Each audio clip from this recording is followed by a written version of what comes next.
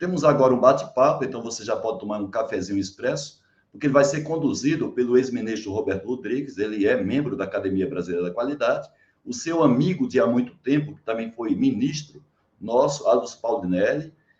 Ele foi eleito, inclusive, prêmio ABQ com a personalidade da qualidade em 2019 pela Academia Brasileira da Qualidade, e temos um representante da Embrapa, que é uma cria do justamente o então ministro Alisson Paulinelli, que fez a criação da Embrapa, que é o Gui Capdeville. Então, vamos convidar gradualmente a cada um entrar aqui. Vamos convidar primeiramente o moderador, que vai ser o Roberto Rodrigues. Roberto, bom dia, como vai? Tudo bem? Bom dia, tudo bem? Você está bom? Muito obrigado pelo convite, mais uma vez, participar aqui do nosso importante seminário da ABQ. Ok, está aqui conosco o seu grande amigo, né? Alisson Paulinelli está aqui conosco. Alisson, como vai? Tudo bem, Paulinelli? O seu som está desativado, Paulinelli, por favor. Muito obrigado, estou muito honrado de estar participando desta elite aí. A honra é nossa, ex-ministro. E temos aqui o Gui Capdeville. Bom dia, Gui. Como vai você? Tudo bem? Está buscando uma conexão aqui, vamos ver se ele consegue entrar. Agora sim. Aí. Capdeville, tudo bem? Bom dia, Haroldo. Bom dia, ministros Alisson Paulinelli, Roberto Rodrigues. Uma honra estar aqui com eminências do nosso agro e do nosso país. Muito bom Exatamente. O tema do bate-papo é justamente esse, o agronegócio brasileiro, o futuro de uma história de grande sucesso, nos orgulha bastante, e que tem aqui um dos protagonistas desse movimento, que é o nosso querido Paulinelli. Então, agora, Roberto, você com a condução do nosso bate-papo, por favor. Ok, Haroldo, muito obrigado ao Alisson e ao Gui por participar aqui do nosso bate-papo curto.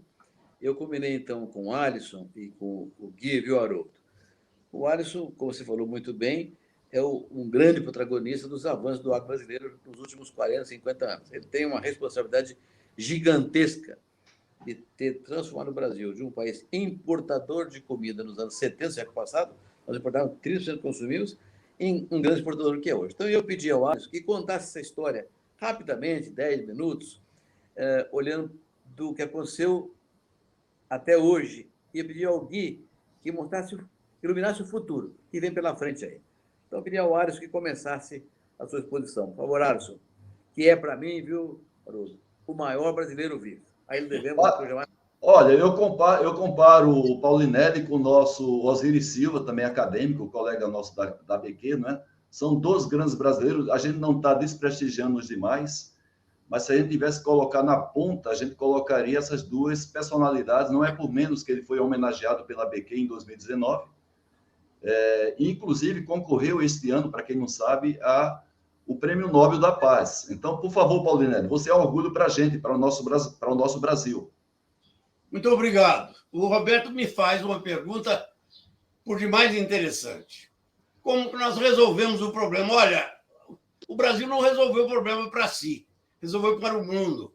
O mundo não tinha, há 50 anos atrás, uma tecnologia capaz de garantir que dali se tirasse a autossuficiência de uma população crescente, uma população que está numa escala geométrica, enquanto a oferta de alimentos numa escala aritmética.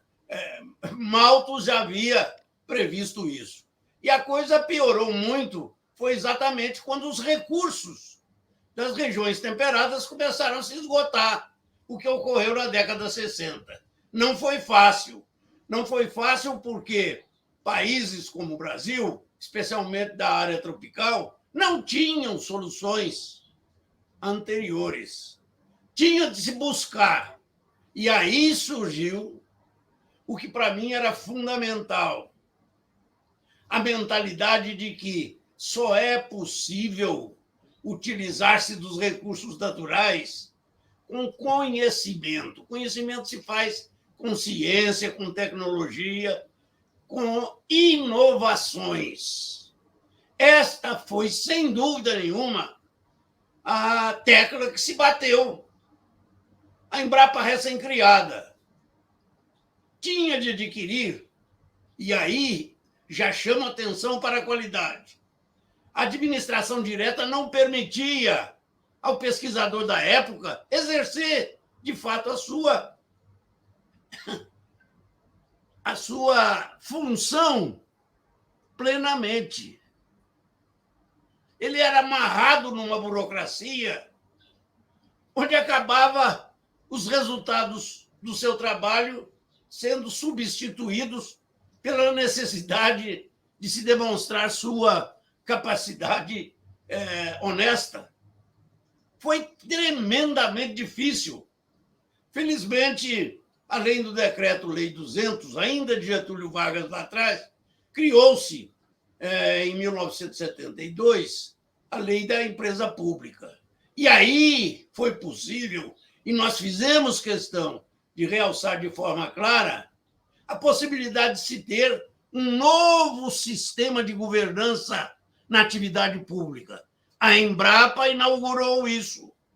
Tinha autonomia administrativa, técnica e financeira, mas tinha também a responsabilidade de exercer a sua função, medindo-se resultados.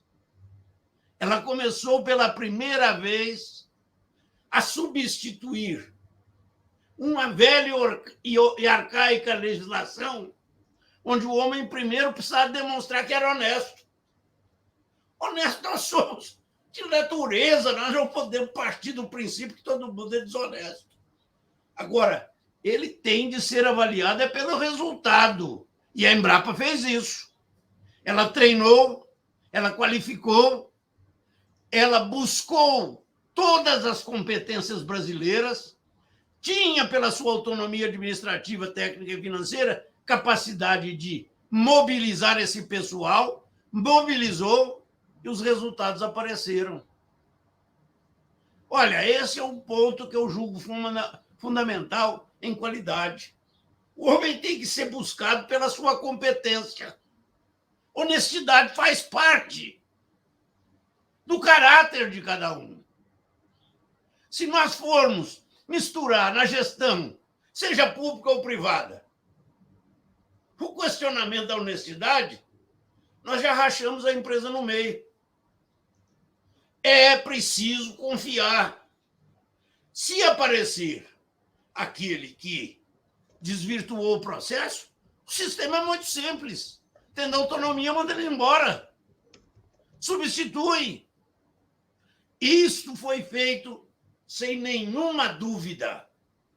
Nós fomos buscar um processo inovador, planejado, um processo estratégico, criar conhecimento num mundo que não existia nada sobre agricultura competitiva na região tropical, a não ser só dos produtos tropicais, como era o caso do Brasil, café, cacau, borracha e madeira tropical. Nós não tínhamos. Nós precisamos de abrir o leque, de ter conhecimento. E buscamos, na confiança de uma juventude adredemente preparada, cautelosamente preparada, treinada e, sobretudo, incluída num processo de gestão sério e objetivo. O resultado hoje está aí para se medir. Criamos as primeiras tecnologias de desenvolvimento, fizemos um processo que assusta o mundo. O mundo viveu 4.000 anos na dependência das terras férteis novas, geologicamente muito mais ricas, férteis, do hemisfério temperado.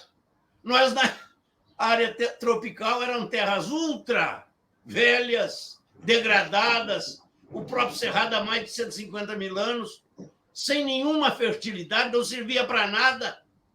E o homem consegue recompor física, química, e aí sim, biologicamente, esse processo fazendo com que esta área se transformasse na mais competitiva que o mundo conheceu. Hoje, as vantagens comparativas do frio para fazer o solo adormecer, guardar suas reservas, matar as doenças, as pragas, proteger aquilo que precisava ser protegido, foi substituído por uma atividade que nós podemos usar 12 meses do solo e não 6 meses. E descobrimos que nós aqui somos capazes de plantar até 3 safras no ano. Que evoluções tecnológicas, e aí está o Gui Capdeville que pode nos ensinar, como o uso permanente do solo por 12 meses, isso nunca foi falado no mundo. Nós fazemos uma cultura permanente do solo. Cultivamos 3 ou 4 produtos diferentes na integração de lavoura, pecuária, floresta e etc, etc. Gente, foi uma evolução em base científica. A mudança começou no próprio processo governamental. A iniciativa privada aproveitou-se disso. A criação da Embrater deu possibilidade para que o produtor tivesse um apoio de assistência técnica indispensável, creditícia, onde ele tinha todas as condições para fazer a mudança e, principalmente, uma educação formal ou informal, para começar a gestão do seu processo familiar e o seu processo produtivo. Não houve milagre, não. Foi apenas mudança. E nós não podemos parar aí. Os que vieram entenderam isso, os produtores acreditaram, evoluíram, e que eu estou gostando muito hoje, viu, Haroldo? Sim. É que se o governo está mal, se tem um déficit público que pode chegar a 7 trilhões o mês que vem, o produtor não está, não. Ele está produzindo qualidade, apresenta, sem dúvida nenhuma, uma capacidade competitiva através de 3 fatores que o mercado não resiste: qualidade do produto, preço e constância de oferta. É isso que o mundo quer. E essa iniciativa privada brasileira aprendeu. Não é só o grande produtor, as cooperativas do Márcio aí é que está nos ensinando. Aprendeu que nós temos que ir lá olhar o prato do consumidor. Esta é a referência que nós não podemos perder. O que ele quer? Vamos fazer exatamente o que ele quer. E pós-pandemia, o Roberto sabe disso. Nós estamos num processo diferenciado, o mundo vai crescer, vem aí, dentro de 30 anos, nós teremos praticamente 10 bilhões de habitantes, diferentes dos habitantes de hoje. Por quê? Porque vão ter mais renda. Olha os países que estão crescendo estupidamente. Índia, China, Indonésia e o continente africano, especialmente os países populosos da África. 3 vezes mais a média dos países industrializados ricos.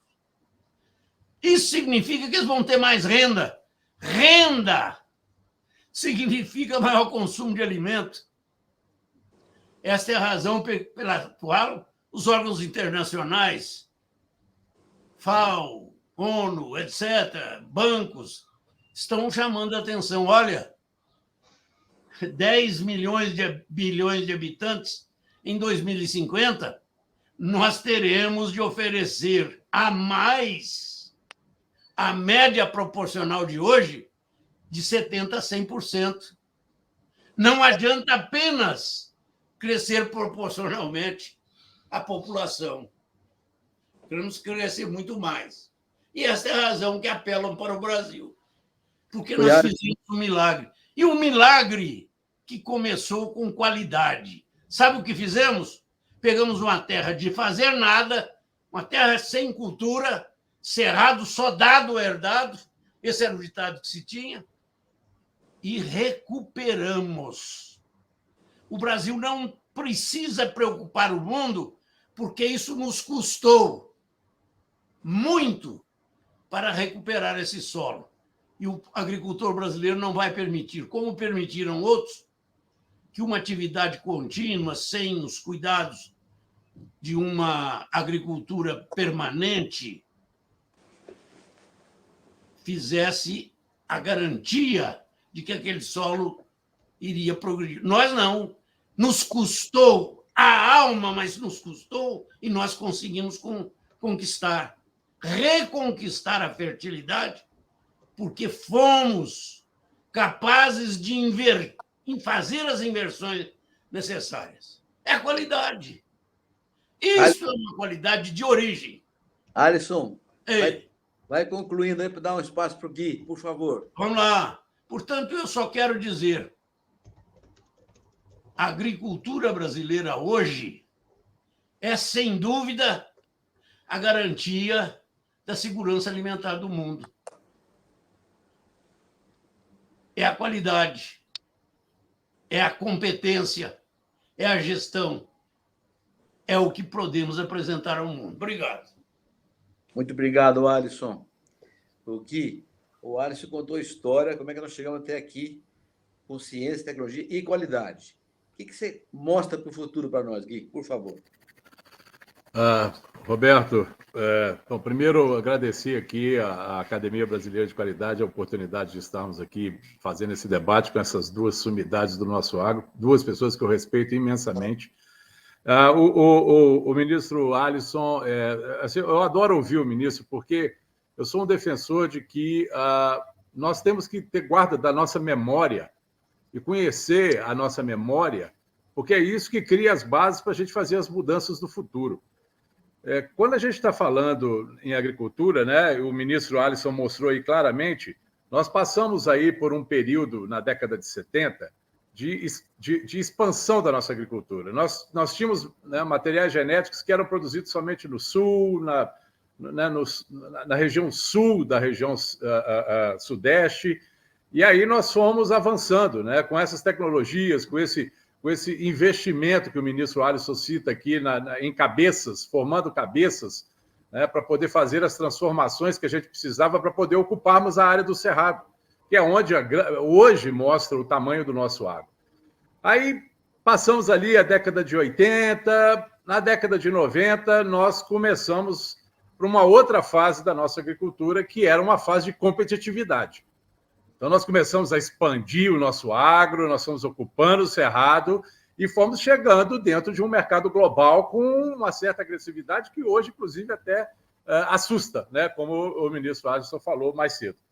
Esse movimento todo passou aí pela década de 90, início de 2000, dos anos 2000. O ministro Roberto Rodrigues esteve também participando ativamente como ministro da Agricultura nesse período. Em seguida, como fomos avançando nos anos 2000, começamos a trazer a questão da sustentabilidade, foi uma cobrança global, mas não só global, nossa também. Nós entendemos, né? O nosso produtor começou a entender claramente essa necessidade. E hoje, chegando agora, né, no século XXI, nós estamos com uma agricultura que ela é movida à multifuncionalidade. Nós estamos buscando aqui, no modelo atual, e que é importante citar, nós tínhamos esses desafios enormes que o ministro Alisson nos trouxe, né, mostrou aqui, para poder avançarmos com essa agricultura, mas a tendência é que esses desafios fiquem cada vez mais complexos e demandem mais tecnologia. Produzir está ficando cada vez mais complexo, porque nós temos muitos desafios. E aí eu trago para o primeiro tema que eu gostaria de mencionar. Vou tentar ficar aqui, Roberto, dentro do meu tempo. Sustentabilidade. Essa palavra, ela é a palavra-chave para o agro, para o sucesso do agro em qualquer lugar do mundo. E o nosso não foge à regra. Só que o Brasil já vem dando lições importantes, com programas de Estado que estão mostrando tanto que nós estamos preocupados com isso. Talvez lá fora, por outros motivos, por outras questões, não queiram enxergar. Mas é óbvio os movimentos que nós fazemos. Eu posso citar várias situações aqui. O Plano ABC, que hoje está avançando, né, a agricultura de baixo carbono, coordenado pelo MAPA, que hoje está avançando para a sua próxima fase, sendo muito mais agressivo ainda nessas questões de net zero, que a gente chama. né? Os sistemas produtivos integrados, isso é outro movimento importantíssimo que se vem fazendo. E aí, somando aqui aos comentários do ministro Alisson, o Brasil, dado a adoção de tecnologia, de ciência e tecnologia, hoje, para nós produzirmos os volumes de soja, dando exemplos, que nós, com as tecnologias que nós usávamos na década de 70, nós precisaríamos de 200% mais área. O fato de termos adotado tecnologia traz para nós hoje a capacidade de termos um efeito que nós chamamos de poupa-terra da ordem de 70 milhões de hectares. A sequência na safra da soja hoje no Brasil entra o algodão, que produzimos lá na década de 70 1 milhão de toneladas, eu aqui não vou separar a fibra de caroço, mas produzimos 1 milhão de toneladas e 4 milhões de hectares. Hoje, com as tecnologias adotadas, nós produzimos 4 milhões de toneladas em 1,7 milhões de hectares. Um efeito poupa-terra da ordem de 13 milhões de hectares. Uma produtividade que pulou da década de 70, 280 quilos por hectare, para 2.600 quilos por hectare. Isso é crescimento vertical. Esse crescimento vertical é que vai nos ajudar a trazer o contexto da sustentabilidade ambiental, porque intensificamos o nosso processo produtivo. Ao intensificarmos, ontem eu li um dado muito interessante, que pastagens bem cuidadas reduzem em 13% as emissões, quer dizer, compensam em 13% as emissões do gado que cresce nela. Então, nós temos todas as tecnologias para isso. Um outro ponto, aí nós temos buscado, a Embrapa está se preocupando muito com isso, todas essas questões de cadeias net zero, né? Não existe carbono zero, não tem como se falar isso não existe, isso é impreciso, isso é inadequado se falar isso cientificamente. O que você tem é equilíbrio. Você tem emissões sendo compensadas pela fixação e que é feita, a gente sabe, pelas plantas, né? Micro-organismos, plantas, etc. Outra questão importante para o agro do futuro, conectividade. TI, tecnologia da informação. Essa é a base do avanço que o agro vai sofrer daqui para frente. E isso se conecta à questão da agricultura de precisão.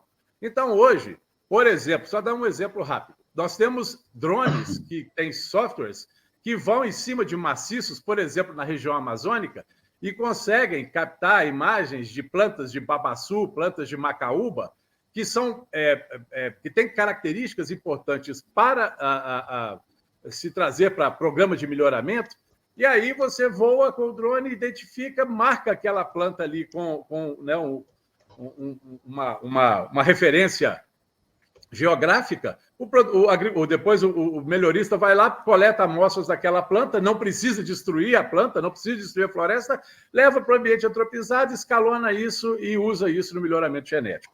Então, são ferramentas hoje que não tem como o mundo sair. A agricultura 4.0 já está evoluindo para 5.0 e agora com o 5G não tem como voltar para trás nisso. Outra coisa, corrida por alternativas de insumos renováveis, em substituição às fontes não renováveis. E aqui eu estou falando de, por exemplo, agentes fixadores de nitrogênio que poupam, né, a necessidade de adubação na cultura da soja, permitindo uma economia para a agricultura brasileira da ordem de 26 bilhões de reais ano. Isso são 7, 8 vezes o orçamento da Embrapa.